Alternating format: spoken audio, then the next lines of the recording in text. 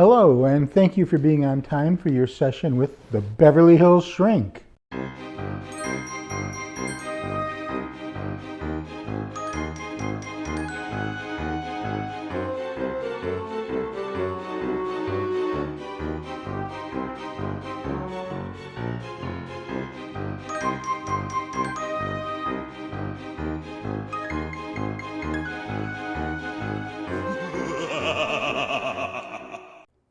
Dr. Jory Goodman is not diagnosing anyone in this episode. You should speak to your own healthcare provider for any personal medical treatments or questions. Please enjoy the Halloween special.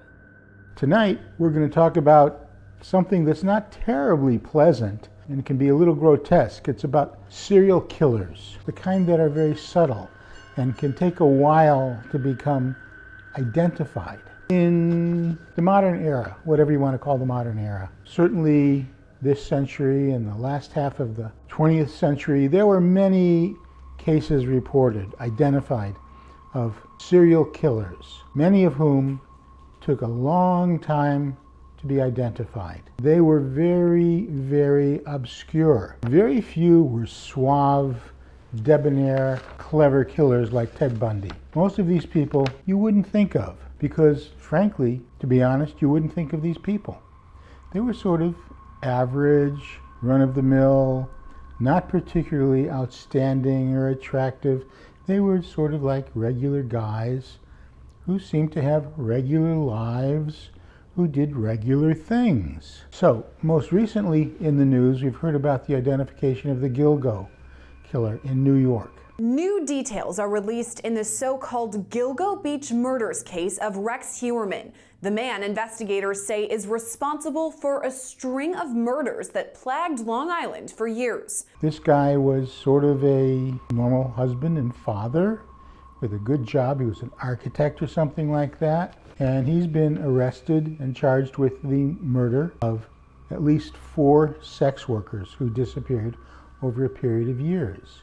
And all of their bodies were buried near one another on a beach in New York. They think he's responsible for at least 12 murders. There's a couple things about this. One is these people are sick and bent and scary, but we also have to understand that regardless of what you hear on the media and the politicians and the people who use everything for their own political purpose, there's absolutely nothing new about this. The issue of serial killers, their prominence, and their penetration into the social fabric has grown since the identification of the first well-known serial killer, Jack the Ripper. Jack operated in London in the 19th century. I'm not going to go into the details of his grotesque murders because you wouldn't like it very much and it's not necessary.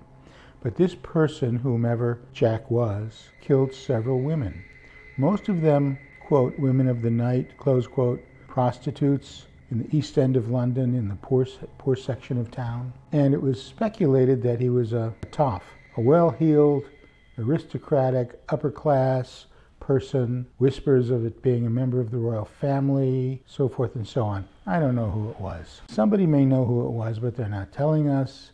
Particularly if it was a member of the royal family, they're not going to tell us. This is the first case that I can find of publicity about a serial killer in a major metropolitan area. It scared a lot of people. Actually, most of these people don't operate that way. They're very sly, they're very quiet. They don't operate in the center of a big city. There's too much traffic, too much observation, too much risk of being identified.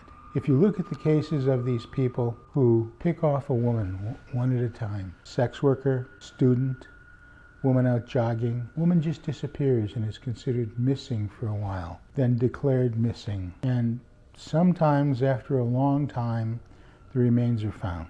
Sometimes these serial killers are so clever as to space out their behaviors and where they bury the bodies that they're never found. So as I was saying, these people are not necessarily super intelligent, clever criminal masterminds. They're very cunning. Cunning is different than intelligence. Cunning is often considered a low form of intelligence.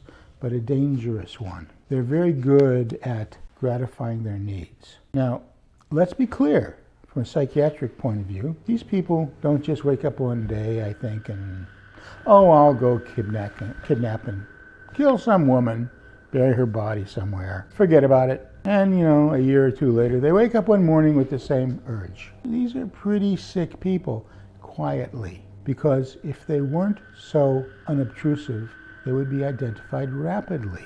Granted, a few of these people, if you look at the history of these serial killers, have lived off the grid, out in the boonies, out in the woods, the north woods, the south woods, the bayou country. They can live there for years and people don't even know that they're there. And they just creep out one night and they grab somebody and they do whatever they do and they bury the body and then they go back to their log cabin or their dugout or whatever it is.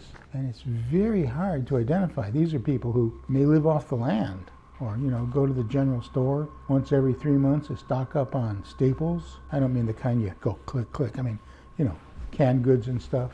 So where I'm going today is a couple of points. First of all, these are not normal people. They're disturbed.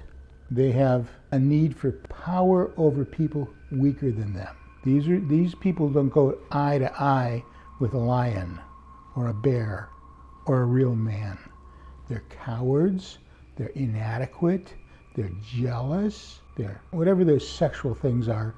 I could speculate but won't go into because I don't have enough information about all of these people. But they get their jollies, they get their rocks off by killing women, by planning, executing, and then executing the woman and getting rid of the body so that they can go home and enjoy it and think about it and play it over and over in their head until they need to add to their collection. And for them, it's a collection. Some people collect seashells or whatever. The other thing is to make you aware that this is not new. Jack the Ripper was not a one-time sensational occurrence of something that was simply unheard of, never occurred before, never occurred again.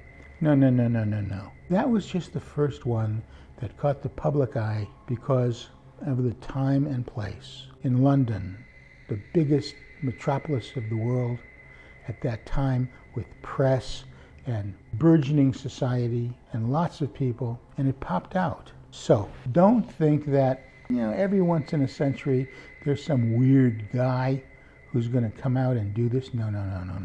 Unfortunately, there's a lot more of them out there than we ever hear about. That's scary, but it's true. There's a lot more out there than we hear about. Do you have to hide yourself in your house forever? No, but one has to be prudent. It's not even safe for a woman to go jogging in Central Park, New York, and not get nailed there. Our young society, the younger people in our society, have been coddled and brought up, most of them, in a fantasy world of TikTok and the internet. They don't get out of the house, a lot of them, so they have no sense of what it is to go out and go to work and end up in the wrong neighborhood and break down at midnight in a strange place. They think nothing of going jogging at 2 a.m. in not very good neighborhoods because, after all, they want to jog, and it's, nobody's going to bother them because their narcissism says they're so important and safe. Don't get paranoid. Get cautious. Remember that there are many more of these predators than ever get caught and identified. Many of them are so clever that they spread their awful behavior over such a wide territory that the police never put it together that it's the same one. So let me go over some of the psychological or psychiatric aspects of these people, because there's a lot of similarity. They're loners, they're not popular people, they never penetrated that part of their social group. Some of them may come off as socially adequate and getting along at work and in the neighborhood, but they've got some kinks, usually very disturbed sexual kinks, because they get off on killing people. They're very sadistic. If identified in childhood, these are the creeps, for whatever reason, like to torture animals, set them on fire. They like to hurt people.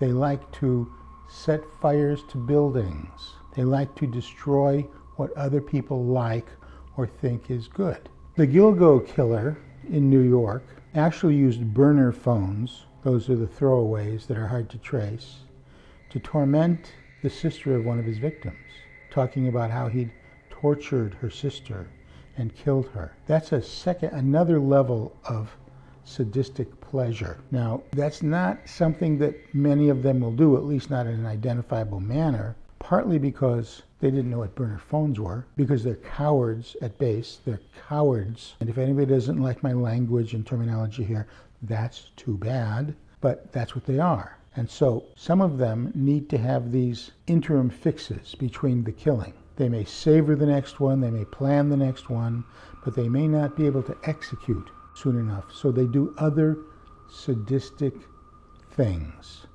including calling the sister of a victim, torturing animals, setting fires. I could go on, but it wouldn't be very pleasant. So this is not a product of our culture over the past 10 or 15 or 20 years, because our culture is nothing like the culture of Jack the Ripper. When anybody tries to avoid the issue by saying, well, it's just a sign of our times, and it's the fault of this political group or that political group or this religious group or that religious group, that's not correct. That's avoiding the issue that there are bent, distorted people out there who need to be identified early with early interventions. I could go on, but it'd be redundant.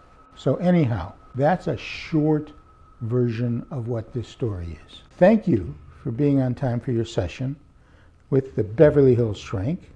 Remember to like, comment, and subscribe. Also, I must say that this channel is sponsored by the Time Teller channel, and the Time Teller happens to be Joy Goodman Jr., so full disclosure, you can watch his channels. It's very important. Remember, don't be late for your next session with the Beverly Hills Shrink.